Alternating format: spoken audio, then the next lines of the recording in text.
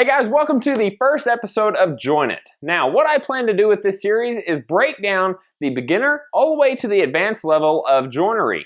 Now, I have done several types of joints over the few years that I've been woodworking, and there are some joints that I haven't done.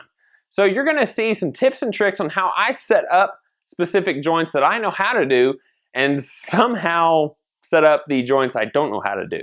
There's going to be some experimentation, but I hope to learn along the way, right along with you.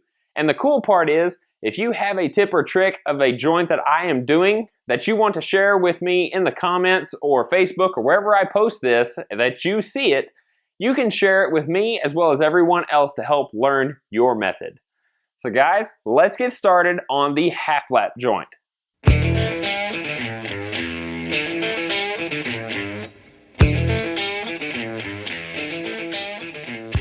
Now there are just a few things that you're going to use for the half lap joint. The table saw is going to create it for you. And you don't even need a dado stack. You're going to need some dimensional lumber cut to the appropriate size that you wish. And just to let you know, these two pieces don't have to be exact with my method. It will fit every time. You're going to need a quick grip clamp or any kind of clamp that can hold a pair of stop blocks. You might want one small and one big for the application with a crosscut sled. That's another thing you might need is a crosscut sled. But if you don't have one, a couple of miter gauges with a fence that bridges the gap will also work just as good. You will also need some brass height gauges or, a little bit more advanced, a digital height gauge from Wixie like this one. This will help raise the blade up to the appropriate height that will exactly half the thickness of these pieces of wood, which are 3/4 of an inch. You will also need a tape measure to measure the distance for where you want to put that half lap, whether you're going to have overhang or not. So let's break it down. Now we're going to start with the setup on the crosscut sled first. What I've taken is the dimensional lumber that I have cut to 3 inches in width on both pieces. Like I said, they don't have to be exact. Now I have set my tape measure up to where it will show that I have a 1/2 inch overhang on this side of the blade. So I'm actually going to make a half lap that will start 1/2 inch from the end and go 3 inches over. So I'm taking the other piece of lumber and putting it up right next to it. Just butt it up. Then take yourself a stop block and butt it up to both pieces. Now just take your quick grip clamp and clamp that stop block in place, making sure not to move it. This is the most important part of this setup. This stop block cannot move. Next comes the setup of the saw blade. Now the easiest method is to take a brass height gauge and put it up next to the blade, and then using line of sight or by eye, put the blade at the top of its apex and lower it down to where it just is the same height as that 3/8 brass bar. Now as you can imagine, this isn't the most accurate, but it does get you within the ballpark. Now, one thing that I've learned when using these is I always undercut first and then sneak up on the measurement to where it's exactly where I want it to be. However, since I now have one of these Wixie digital height gauges, it makes the job of setting the blade height so much easier and more accurate. Now, keeping it on the tooth, just like that. Right now we're at 5/16, 11/32, 3/8. Now if you divide 3/8, it comes out to 0.375. And right now I'm at 0.376. So you can dial it in to the thousandths of an inch. Alright, now with my blade set to the height that I want and my stock set with the 1/2 inch overhang that I want, I'm ready to make my first cut.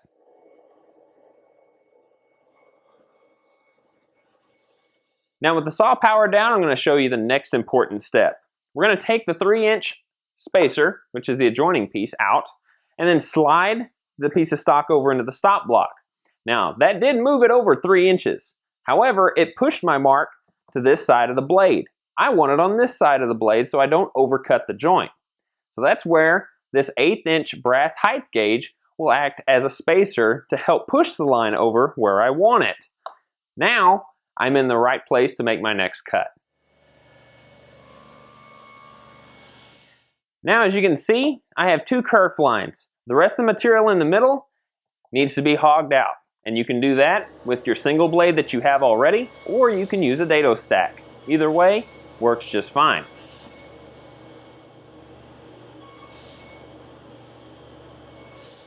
Now we have to hog out the center for this particular piece of stock as well. I'm going to avoid that knot hole. So this piece now goes here. Now to make sure, if you remember correctly, I said that you don't have to have the exact width on both pieces to make this work. This piece can be 2 inches. This piece can be 3 inches. The reason why it works is because you're using the adjoining piece as your spacer. So that's what we're going to do with this. We're going to take the same piece that we cut and use it as the spacer now. As you can see, I still have my 1/2 inch overhang.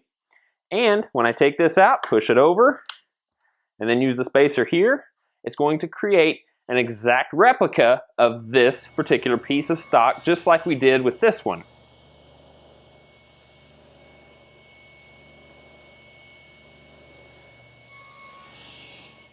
Okay, now by happy accident, here comes the lesson.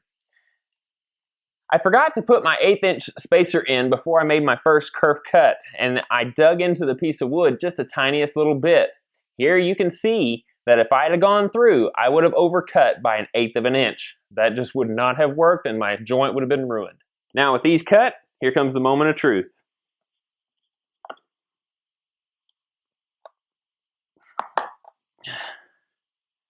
There you go.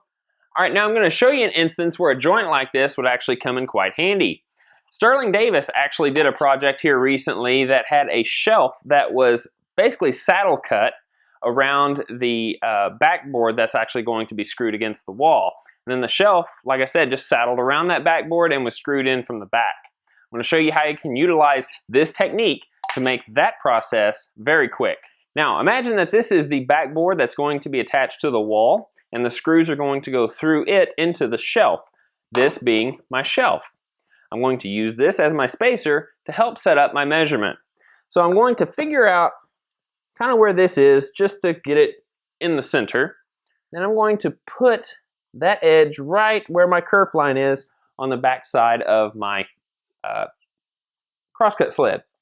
Now, take that backboard, use it as your spacer, put it in between that and your stop block, and then tighten your stop block down.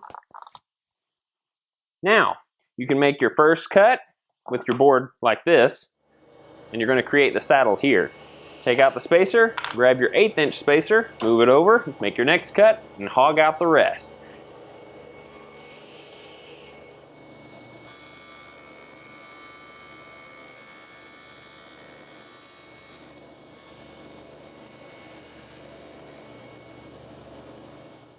All right, now because I utilize this board as my spacer, this saddle joint or notch should fit perfectly around it.